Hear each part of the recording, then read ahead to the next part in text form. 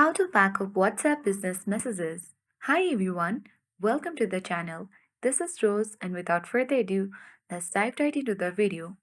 First, launch WhatsApp business app on your Android device. Now tap three dots in top right corner. Select settings. Tap chats and chat backup. Under Google Drive settings, tap backup to Google Drive and choose your backup frequency, that is daily, weekly, etc. Select an existing Google account or add a new one. Allow WhatsApp to connect to Google Drive. And once you have done that, you can easily enable cellular data backup if you want to backup without Wi-Fi.